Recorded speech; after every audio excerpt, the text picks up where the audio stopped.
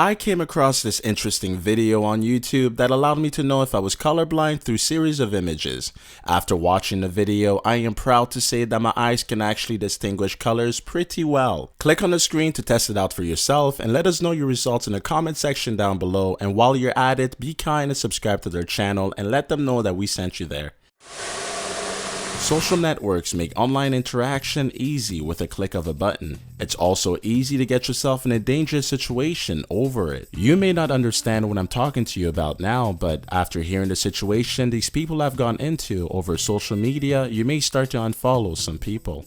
Number 5. Ask.fm is a social networking site where people can ask questions while being anonymous. 14-year-old Anna Smith from the UK owned an Ask.fm page. The young teenager was a victim of bullying. At one point, she was attacked at a party where her head was smashed against the wall, not once, but twice. Another incident occurred at her high school where her coat had been glued to her chair. On August 1st, 2013, Anna's older sister found her body hanging in her bedroom in an apparent suicide. Prior to her hanging, there was a massive amount of mean comments that was posted on her Ask.fm page, which is believed to have been the motive for her suicide. Strange enough, police found that 98% of the mean comments that was posted actually came from her own computer's IP address, meaning that she was the one that was posting most of the mean comments on her own page. Number 4.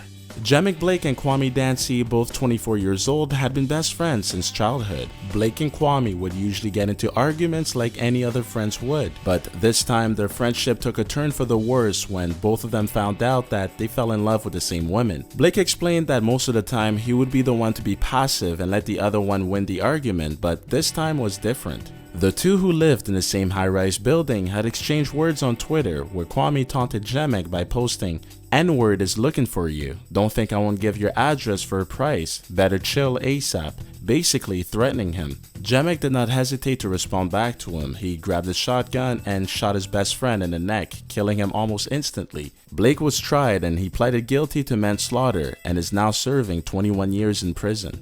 Number 3. On December 31st, 2009, a day that should have been celebrated turned fatal for Mikara Sanders. 16-year-old Matthew D. Dubois from Seattle was in a relationship with a teenage girl named Mikara Sanders. The couple were known to argue a lot. On New Year's Eve of 2009, Dubois met up with Sanders at her apartment. The two began to argue about a comment that was left by her ex-boyfriend on her MySpace account. While arguing, Dubois, who was holding a pistol, shot Sanders in the face, who died almost instantly. One woman that was residing at the apartment complex saw Sanders' body lying there. She ran out of the apartment complex to call the police at a relative's home. Dubois had followed the woman there and urged her to say that someone had shot him and Sanders. The woman, who feared her life, did exactly as told. Dubois proceeded by shooting himself in the shoulder to convince the officers. During the interview to verify the story, Dubois became a prime suspect. He later pleaded guilty to second-degree murder and was sentenced to 13.5 years in prison. Number 2. 15-year-old Houston Schlicker was obsessed over MySpace. The teen, however, used it to post suicidal notes, which worried a lot of people. Somebody had done right by calling the police, who dealt with the situation. Houston's father was notified about his activities, so he proceeded by grounding his son by banning him from using MySpace. The son, who didn't take it lightly, went on by writing a list to do, where he put number 1, shoot father, and number 2, shoot self. He carried out his list and shot his father in the back of the head. Before he can shoot himself, he called a female friend of his, and she had convinced him not to shoot himself and to call the police. The teen is now serving 20 years in prison. Number 1. Richard Rivetto, who was 29 years old, and Scott Humphrey, who was 27 at the time, were two friends, both originally from the UK. The two, who were at the same bachelor party that night, were heading home in the same cab. On the way home, they got into a verbal argument, which then escalated into a fistfight. The reason why, you may ask? Richard had poked the man's girlfriend on Facebook. He had repeatedly told Scott that he wasn't aware that that was his girlfriend. However, Scott had kept punching him in the face. The taxi driver finally stopped the car, but the fight kept going on until a final blow to the face, which caused Richard to hit his head on the pavement. That one final punch was enough to cause the death of Richard. Scott was arrested and sentenced to 4 years in prison.